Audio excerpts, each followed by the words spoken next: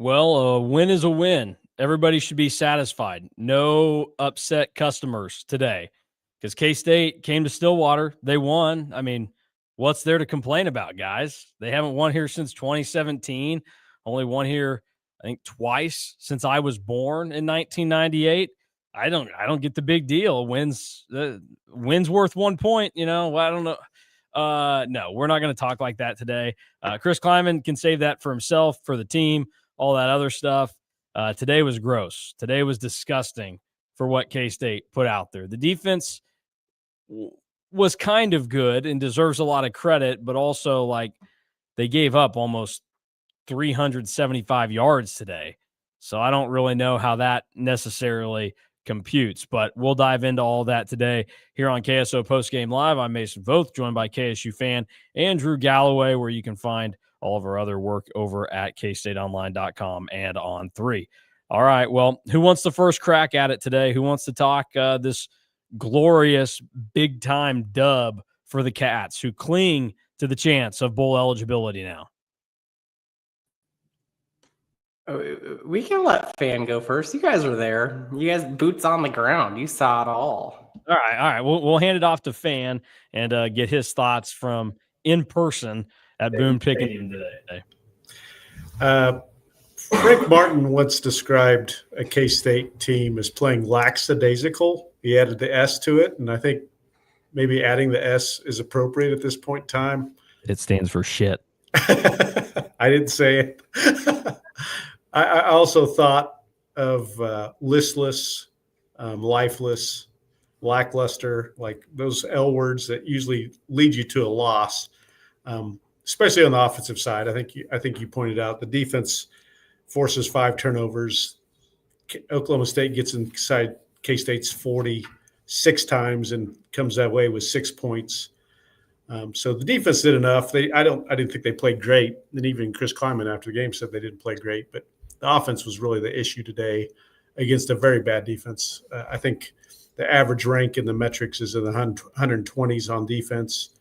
The closest game had been a 17-point in the Big 12 had been 17 points to KU. And the offense just really never came to play. The first quarter was awful. They did finally get a score, and then they just kept stubbing themselves in the foot. Started the second half with a turnover. We were able to get that second score to go up 14-6, and it was enough for a win. But mostly K-State won this game simply because they were the less bad team, and Oklahoma State is so bad that they couldn't take advantage of the numerous opportunities K-State gave them to try to get back into it. And it's disappointing. I'm way past melting down over this team and the way they've played, because that was long ago for me.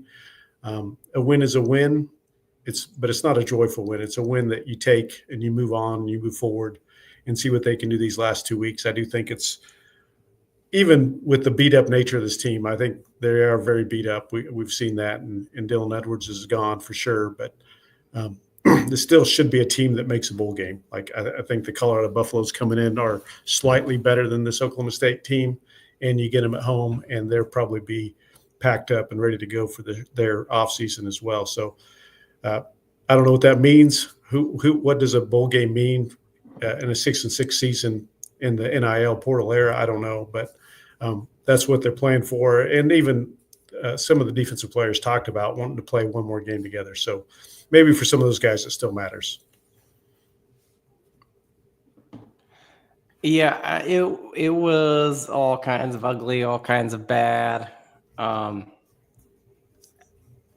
Offensively, that was one of the worst called and executed games that, like, I would probably go back to when K-State lost at Vanderbilt. Like, it felt kind of like that level of, like, you didn't know what was going on. And Fan described it as like one team was just less bad than the other. It really looked like one side of the ball for K-State had some fight and some care, because you don't force the 5 turnovers by like accident. Maybe the one, because that was like up there with one of the worst Hail Mary attempts that I've seen in a football game. that Zane Flores had in the first half, right before halftime. But you don't get those other turnovers by like not caring. And then when the other side of the ball had the ball, or when the other side was on the field, like it just looked like nobody wanted to really be out there. And especially in that second half, and you could really see how bad it was when Jace Brown was out, and now Jace Brown is out for the season. So that's a killer. The offensive line was a disaster. The running backs were fine today. Like I've kind of beat on the running backs for how bad they've been all year. They were at least okay. In this one, you need something from another receiver going forward for these next two games. To beat Colorado, like you're gonna have to be able to throw the ball better. And then up and down day for the defensive line, but this was the best pass rush I think the K-State defensive line has had all season. And it wasn't just one guy; it was like all of them.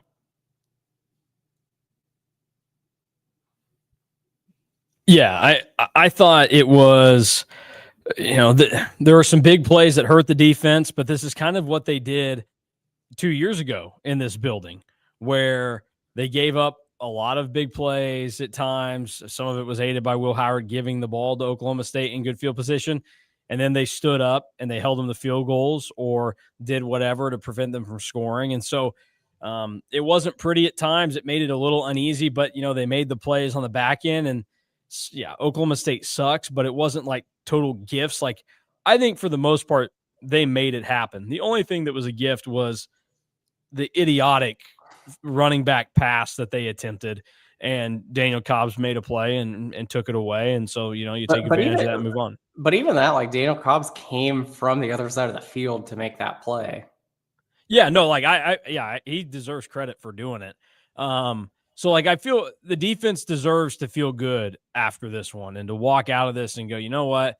Yeah, we could have been better in some spots, but at the end of the day, our job is just to not give up points. We only gave up 6 points today, and the defense did their job. And this is kind of the point of what we've discussed with Joe Klanderman, is that there are things that can make him very frustrating at times. And you go, oh, why?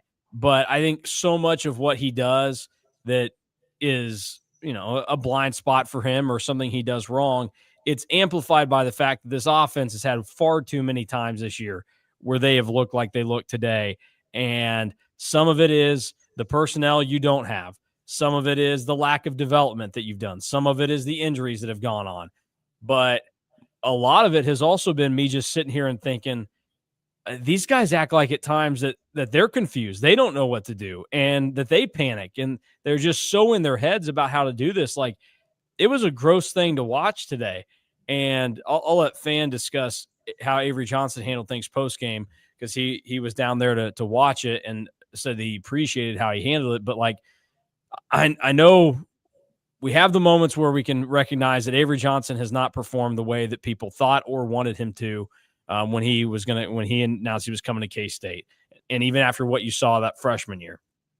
But I sit there today and I go, yeah, bad day for him statistically, but what the heck is that guy supposed to do today? Because I thought the play calling was bad. He got zero help from guys that were supposed to help him out. And then Jace Brown is actually making plays and gets hurt and is done for the year. Like, I don't know. I'm so sick and tired of the tight ends.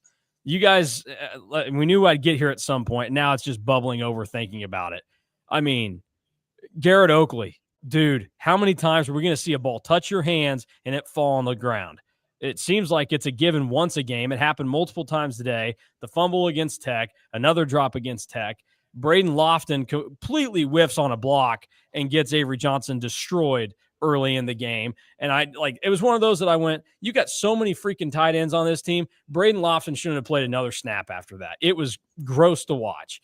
And I'm just so, not to mention that before the game, I heard a specific coach on the team mention to somebody in the stands that they knew walking off that, they're going to be ready to play. The boys will be ready to play. The boys did not look ready to play today. The boys look like crap today. And I think that there's probably going to be a little bit of this that's handled the way that people would like. Now, publicly, it's not going to be stated that way. That's just not the MO of this thing. But there's nothing to be proud of today that the offense did. And then to build off of that, just to throw all the crap out there, is when you had a chance to finally put the game away, this team once again showed how undisciplined they could be. Somehow they got a holding penalty on a play where it was 4th and inches of, like, it wasn't that much, and holding play, moving back. So instead of ending the game right there, you have to give the ball back to Oklahoma State. Then Asa Newsom. I mean, the rules are the rules. You know that you can't do the simulation of the snap count. He gets banged for it. You give a first down instead of it being 3rd and 5 and having a chance to just stop things right there. Like, there were too many times throughout the day today where this team shot themselves in the foot, and they just made things that make you go, okay, you're either bringing the wrong players into the program or you're not coaching them well enough once you have them. And again, they won. And I appreciate Chris Kleiman acknowledging after the game, at least, that, like, you know, we didn't tell the guys this, but this was one that, like, we knew that the coaching staff needed and all that. Like, that's true. And you didn't lose, so it's not as bad, but there's nothing to be proud of today if you're one of the coaches or administrators for K-State football. Like, you need to walk home with your tail between your legs, and I probably just prepare now what you're going to say after you get your ass kicked at Rice Eccles next weekend, because it's not going to be pretty. Yeah, you mentioned Avery Johnson after the game. He said himself that he thought it was maybe the worst game he's ever played in his career. Was very down on how the offense played, and wasn't upbeat or positive at all. I think he was pretty disappointed in how they performed, and knows that they have to be and can be better. The running game continues to be a mess. 116 yards rushing on 28 rush. I'm going by rush calls. Like, the little reverse to Lincoln Cure goes down as a pass, but to me that's a run play because it was a reverse, and it was a run scheme blocked. So that's a 29% success rate in the run game. And, you know, I didn't think they were going to run all over Oklahoma State, but I thought they would be much better than that. And we talked about the issues with the offensive line. We just can't get movement consistently and just struggle. The 2 scores, one of them comes because we try to run a little toss play to a heavy formation with both tackles over, and they blow it up completely, but they're lined up offside. So K-State gets another chance and scores the next play on a long play to Jace Brown. And then you get stuck with 4th and short, and there's a tiny little hole in the inside zone scheme that Joe Jackson busts through and breaks for a 15-yard touchdown to kind of give K-State that 2-score lead that they – or 1-score lead, 8-point lead that they end up winning by. But, you know, to have your 2 scores come down to plays that are just kind of fluky because of the nature that got you to that point is disappointing. I'm with you.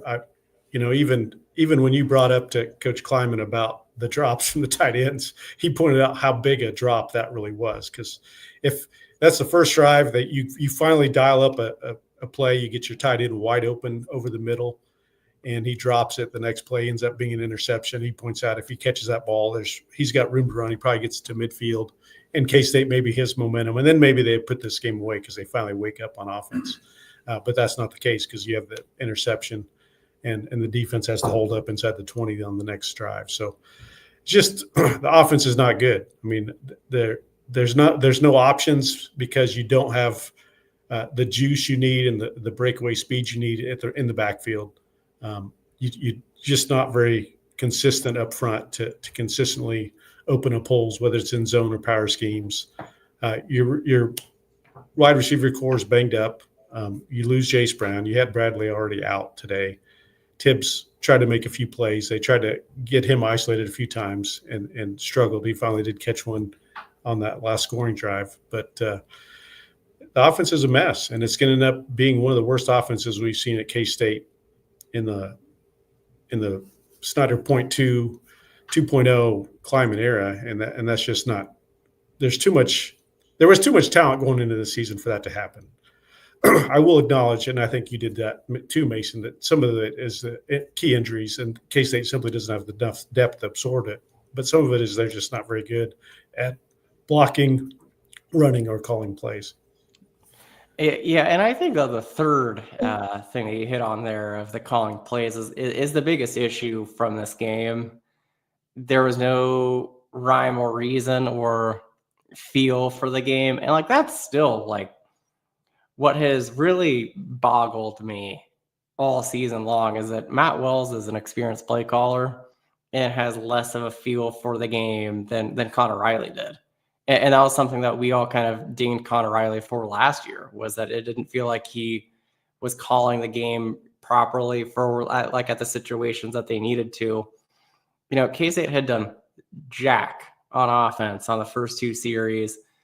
And then you basically have two plays that are thrown away on the third drive because you bring out Blake Barnett and you go two quarterbacks. And that's where when it doesn't work the first time, it's done. Because when you set yourself back like that, you can't go back because, like you said, you just wasted that drive. You killed it the second you committed to those. Like it's not like against what they had some success against UCF with it.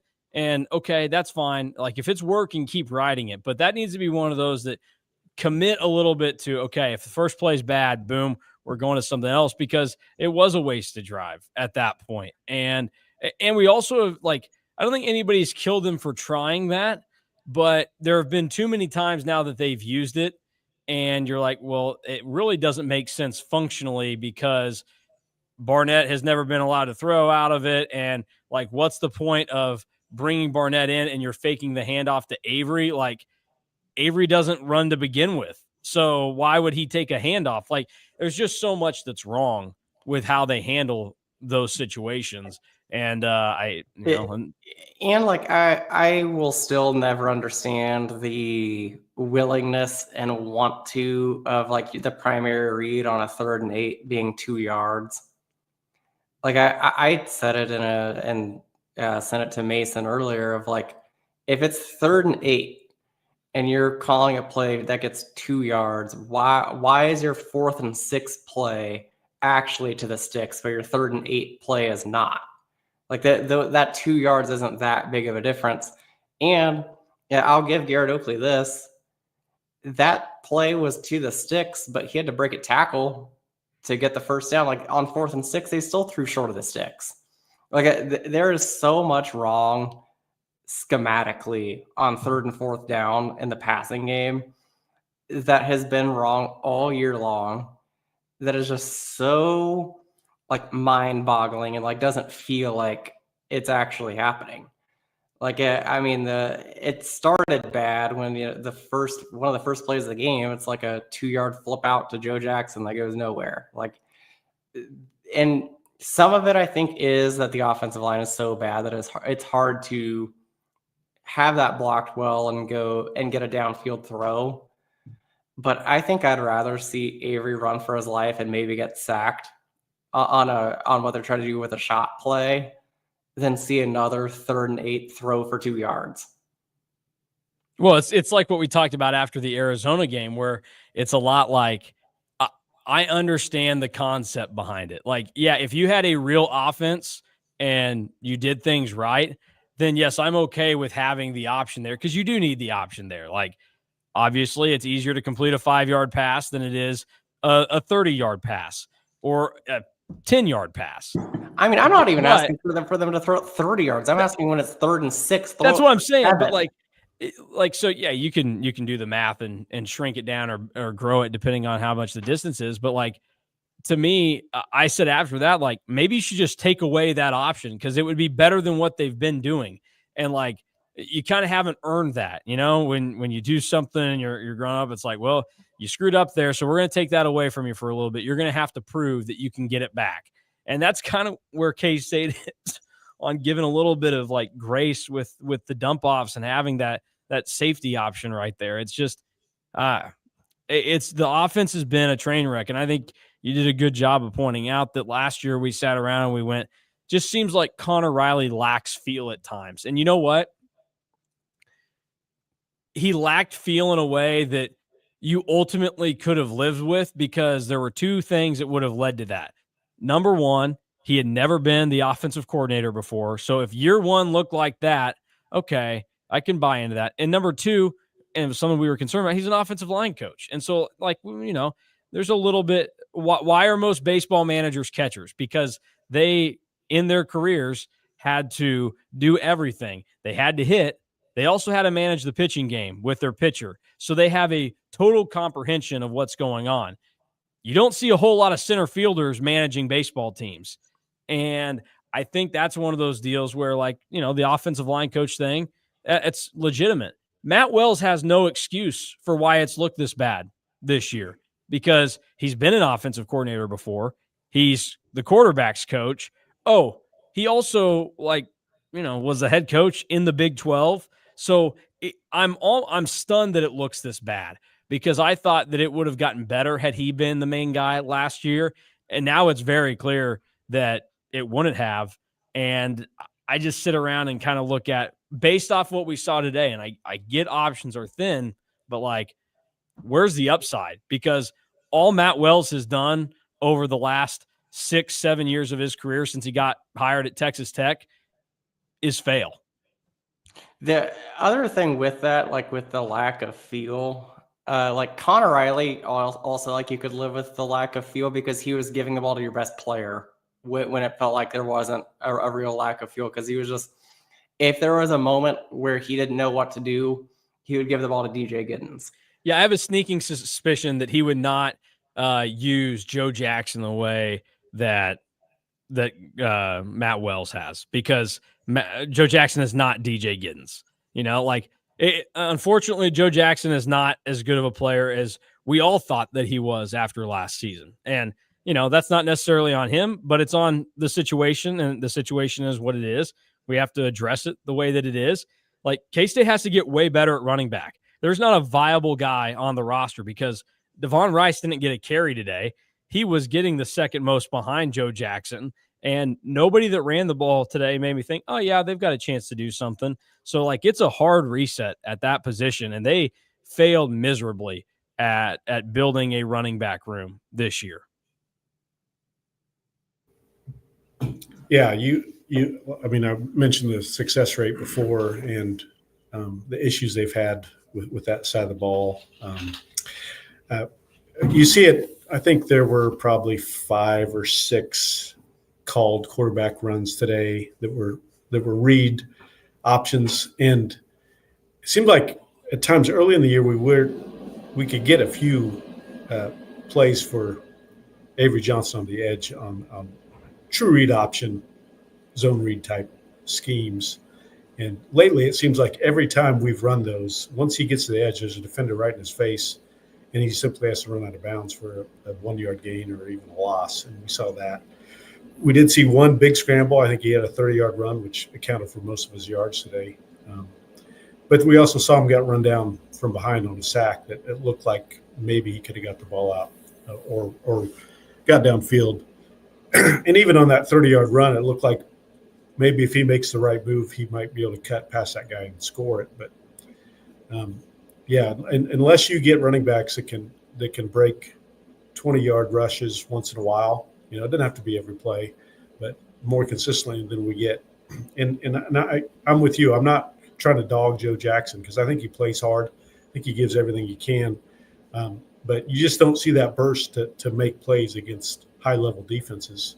And even today against a pretty mediocre or bad Oklahoma State defense that really held K-State's running game in check for most of the day. And even you saw Oklahoma State bust a couple 20-plus yard runs with their running backs who have not been good this year either. So, and with the quarterback, that's not a threat to run at all. Jaden Flores doesn't run the ball really at all. So all of that is disappointing. At this point with this season, it's hard to say what the answer is going to be. What's it going to look like? There isn't one in Utah, and then can you salvage enough to win against Colorado on that last home game? Real quick to you guys, little question. Do you want to guess what Joe Jackson's longest run of the season is? I'm going to say that it was he had one against Army that I think went for 24, 22. It was against TCU, 21. His longest run of the year is 21. Outside of that, 19, 17, 15, 15, 11, Yeah, not great. So exactly what you're talking about there. Like, and that's how. And Yeah, exactly. And that's like the running back thing is that's why we talk about their average is, yeah, you're going to have a couple of carries from time to time where you're going to get nothing. You need those big ones to kind of boost it. And that's what makes you know, if you have a 100-yard game, maybe you only have 2 runs that make up 50% of what you did, but you know, you were still productive. You moved the ball there. If you go and look at DJ Giddens last year, 48, this is game by game, his longest run in every game. 48, 51, 18, 26, 66, 26, 18, 54, 10. That was the Houston loss. 45, 32, 36. Like, K-State has had none of that this year except for the one game where Dylan Edwards was healthy. And that is one of the biggest problems with this team. So, look, this is where I give a little bit of like, okay, I understand the problems. Like, I had this conversation with Fan coming up. Like, this team hadn't won in Stillwater in 2017. This was not a tough crowd to play in front of today. It wasn't full. It wasn't loud. There was nothing tough about it. And it does piss me off when coaches say that. And Chris Kleiman's done it a few times this year. Because you know what also wasn't a tough place to play? McLean Stadium in Waco, where, again, not full, not loud.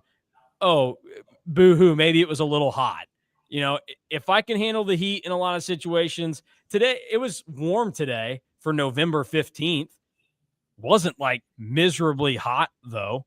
So I have a problem when that happens, but injuries piling up, like on offense, I don't know what you do because your running backs and your offensive line have sucked all year. So they're never going to get better this year. Now you're without your number one option on offense at receiver. Jerron Bradley, we don't know how long he'll be out. And you really only have Jerron Tibbs left. And then the next best guy on this offense is a dude that if you said my life was on the line and he's got to catch this ball, I would just say, you might as well put me in the coffin already. And that's Garrett Oakley. So, and this team refuses to use Lincoln Cure. I mean, they tried a little bit today, but you just kind of go like, do you neutralize how important and talented of a player he is by lining him up at receiver, then playing him at tight end? Like, what I would, this might be something to reach out to our rivals people and say, if you had to grade him as a recruit, as a wide receiver versus a tight end, like, how does the recruiting ranking change there? Because he's not a 5-star wide receiver. And that's where you're kind of like, you're wasting some value there. And I watched the tight ends. Will Swanson also had a drop today. Lincoln Cure hasn't dropped a ball all year that's come his way that you go, should have had that one. He's catching these balls when he gets the chance. You need to give him more chances. Yeah, it is just, I don't know what they do on offense next week. If Jaron Bradley can't go, like it could get real bad because that defensive front against K-State's offensive line is a big mismatch. And then one area where I thought that you might be able to exploit Utah would be like in the vertical passing game with Jace Brown, but now you're going to be without that. It is very interesting to see what's going to happen. Adonis Moise did have a nice catch late in the game as well. That's going to be somebody that is going to have to really step up. And Chris Kleiman, you know, mentioned he'd been dealing with injury. We know that he'd been on the report. He hadn't played in some games, so maybe he'll get a little healthier and you'll see something there. But like, I don't know. The problems that we saw today were problems that we kind of saw at times in Ireland. And then in those 3 games after, when you were still mostly healthy at a lot of these positions. And that goes back to the other thing I discussed with Fan is like, if they hadn't played like crap against North Dakota and Army and Arizona, you know what? I do have the same thought process as Chris Kleiman today. A win is a win. You take it, walk out of Stillwater. You got over the hump finally. Don't apologize for it. You know, like basketball is kind of in this stage right now. What they did against Cal on Thursday night, don't apologize for that. You smoked them for a stretch. You coasted to the win. You got the dub. That team would have lost that game last year. But this team doesn't get the benefit of the doubt because they've played so bad at other times this year already. Is it bad when you force 5 turnovers and score 14 points off is all? Yes, Drew. The answer is yes. Well, they got over that 1 yard per play that they were at in the first quarter. They did. The first 10 plays did gain 10 yards. With a first down included. Like, that's tough. With a 10-yard run in there. Yeah. All right. Well, we spent half an hour talking about the bad, the not fun. Also, again, I just want to make it clear, and some would probably call me an Avery apologist at times. For him to say that today was his worst game, I feel bad for him if he truly believes that, because what the heck is he supposed to do? My counterpoint would be, if this was his worst game, what does that make the Arizona game? Yeah, legitimately bad there. But let's talk about the good today, because the defense and Joe Klanderman does deserve the respect, so we can go a little bit further into that. What was it? Anything impressive that K-State did today, or was it just finally taking advantage of Oklahoma State's terrible on offense? I mean, they still had to make some of those plays. Like there were forced fumbles that were made. There was, I mean, the one interception was just a prayer that Drew mentioned. But I thought the two key plays were the forced fumbles when Oklahoma State was inside the 30 in that second half that really are what kind of gave K-State life, because who knows if they score a touchdown on either one of those two drives. I think K-State loses this game and has their worst loss since 1989. This would have been the worst loss since 1989, in my opinion. I think they haven't lost. K-State has never lost to a team with less than 2 Big 12 wins. So I think this would have been on that track. But like you said, I think the defense was a little, against a bad offense, was too much bend, because Oklahoma State did get plays and move the ball across midfield too many times. But they did step up when they needed to and made plays at those times. And I'll give them some credit for that. I think, part of that is Oklahoma State's got the worst quarterback in the Big 12 and not much in the receiving room, and not much better than K-State in the running back room, I would say, either. But the defense did make the plays that they needed to keep Oklahoma State off out of the end zone, and force field goals, and then force turnovers when they didn't do that. So I'm not super happy. I mean, I'm not raving about the defense performance, but they did what they needed to do to get the win. No, and that's where I'm at too. Like, the defense did nothing like spectacular today, but like, imagine if they weren't making the plays that they did today, like how bad that it could have gotten. Yeah, that's my thing with them, is that so much of this game was consistently put on them. And even when they broke down and had some moments that weren't great, they stepped up. And like, the defense, and to their credit, they also did this at Arizona, where they stepped up a lot. And the defense has had guys that have cared all season and have busted it. The defense's worst moment this season came in Ireland, when they couldn't get a stop over the last, basically the entire second half, and give the offense a chance. Outside of that, look, Army sucked, but they did get bludgeoned and they were weakened. And you know what? In hindsight, now that we see what they've done in so many other games this year, I will give them not a full pass, because you should have stepped up and done a little bit better, but like, they don't deserve to be dogged. Like, the defense has been good enough this year. If this offense would have lived up even a few steps short of the hype that they had and where they should be.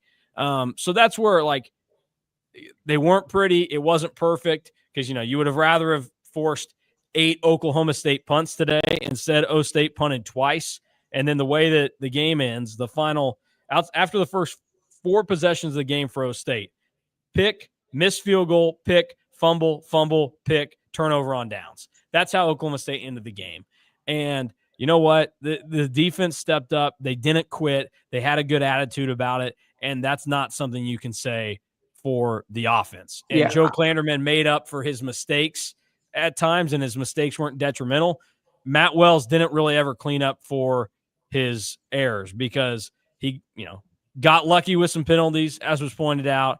He got short fields, and Jace Brown, made a play, did something, and Joe Jackson hit a hole for the first time this season. I would even go as far as to say that like the defense last year for K-State doesn't make the plays that they did today. Like last year, we saw it when they went to Provo. Like they let everything snowball because the defense couldn't get a stop or make a play. This year, it's happened on multiple occasions. Once happened against North Dakota where Bryce Hornberg fumbled the kickoff. Cody Stufflebean forces a fumble. It washes out. I guess it's happened 3 times if you want to count the Iowa State pitch fumble in Ireland, where they had that same thing happen where you muff a punt and then you get the fumble and fumble recovery. And then again today, Avery throws the pick on the first play of the drive or the first drive of the second half. And then what does the defense do? Cody Stufflebean forces another fumble. Like that is something that has been kind of noteworthy and gone a little bit under the radar because of what has led to those moments. But in sudden change spots, the K-State defense has played pretty well. I mean, again, under the radar kind of moment, but Mason and I have talked about it a few times now. When Bryce Hornberg fumbled the opening kickoff against KU, it was very hard for KU to actually score on that drive. And that kind of set the tone for the rest of the game where they could have just folded. And you know what? After watching that offense, it was so refreshing.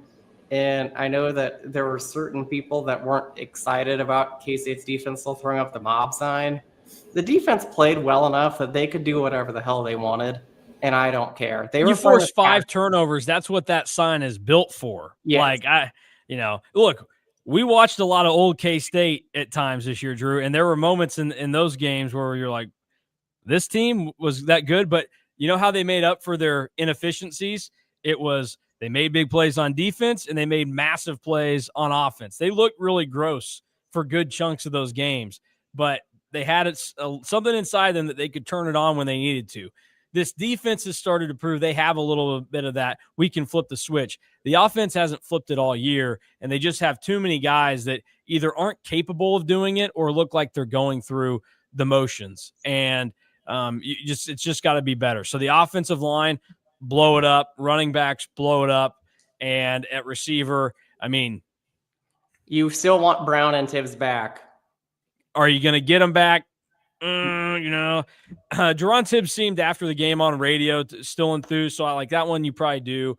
Not like that there's concrete info on it, but like there was obviously rumblings last year at the end of the year with the Jace Brown thing, and that's a guy that I look at, and the way that I view it is if Jace Brown left, why would you blame him? Because what has this offense done, and his stock to go to the next level, it would rise and have a better chance to grow somewhere else in a different offense at a different level. Whereas like some of the other guys, like if you come in, you're a running back, you can get drafted and you can move your stock at K-State. If you're a quarterback, if Avery Johnson is back next year and lights it up, you improve your chances better. It's going to be really tough at receiver just because of the way things are functioning here. And like I talked about on the boards this week, even if we would start to get to the territory after that Colorado game when we talk like, maybe it shouldn't be Matt Wells, it's going to be Matt Wells next year because this team's not going to go on their 4th OC in 4 years.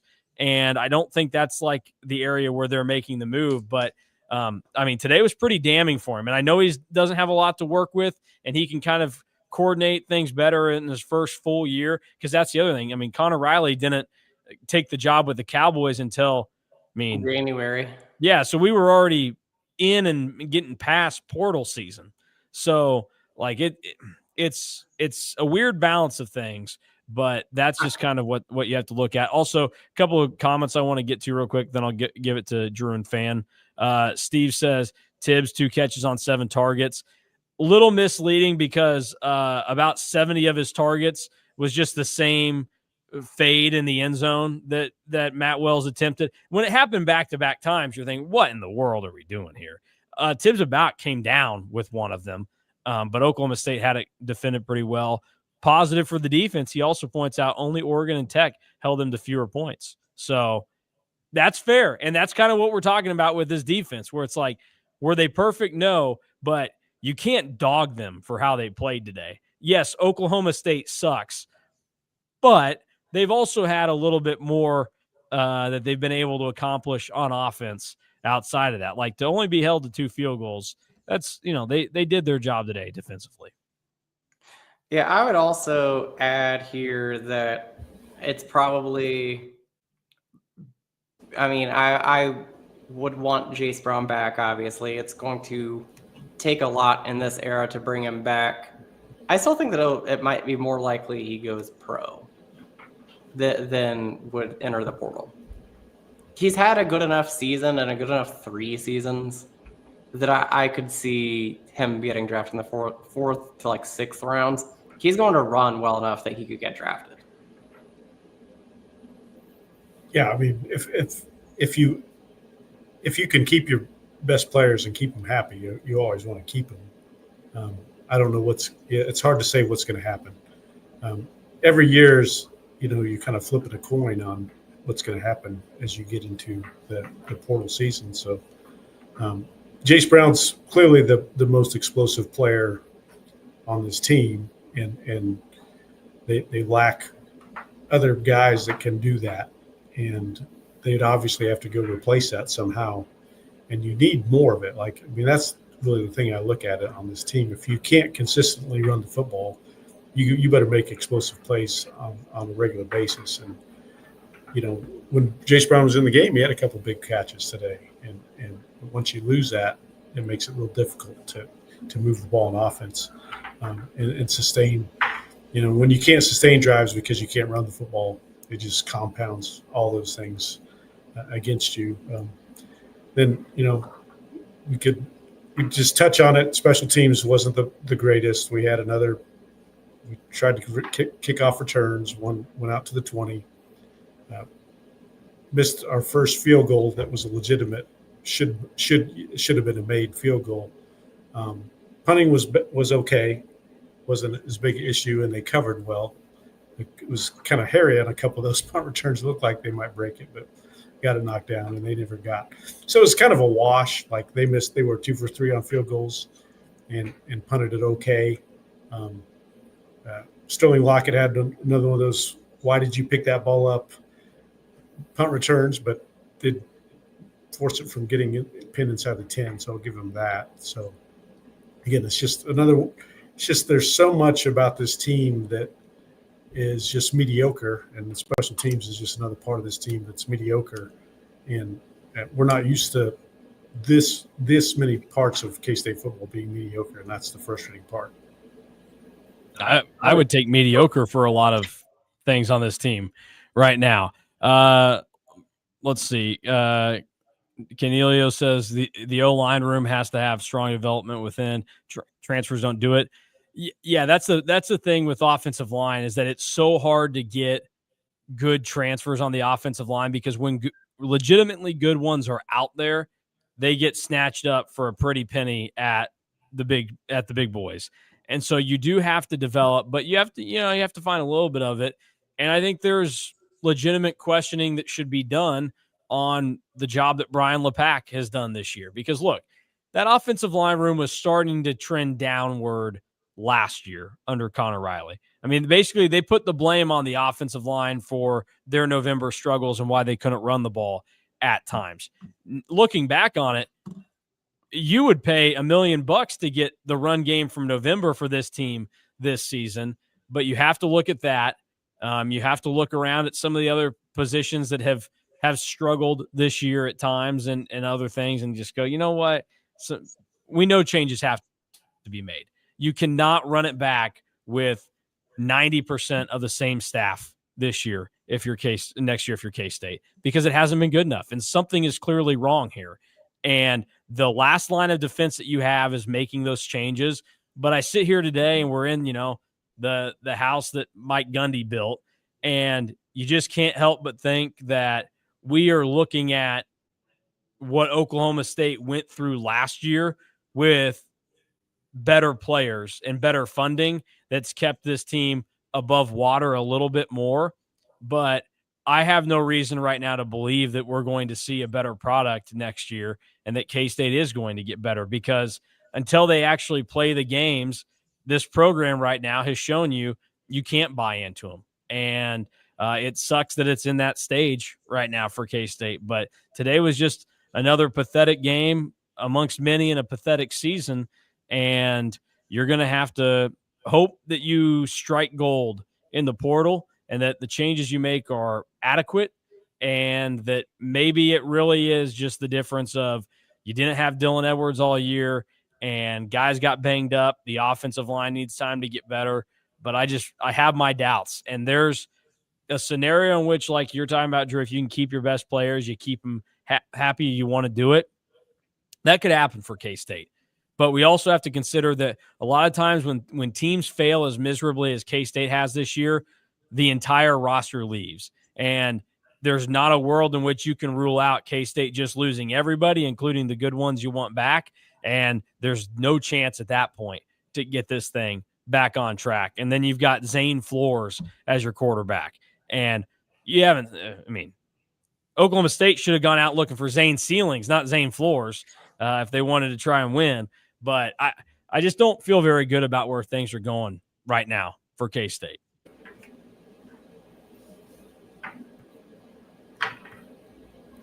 Yeah, I mean, the only thing you could say at this point is at least we're not Oklahoma State. Like this is a program that hasn't won a Big 12 game in 2 years now, so that's fallen off a cliff. But it can happen quickly. That was before that. They were in the Big 12 title game the year before that. So you can fall down quickly. You can get knocked down quickly. And if you get stuck in this rut of just being a mediocre team, sometimes it can be hard to get out of it. Because who knows what the portal is going to look like and how this coaching staff can basically rebuild this team through a mix of the portal and development.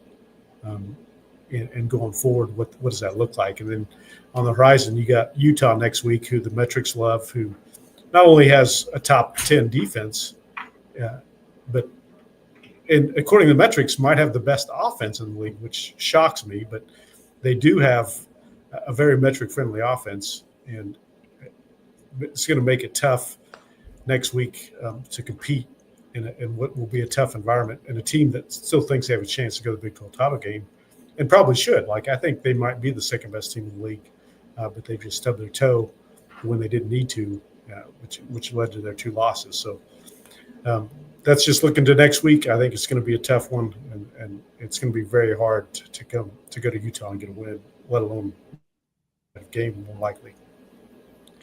Yeah, next week I think is more about more kind of like a tryout, and you see what some other guys can do, and then hope you have a chance in the fourth quarter and kind of go from there.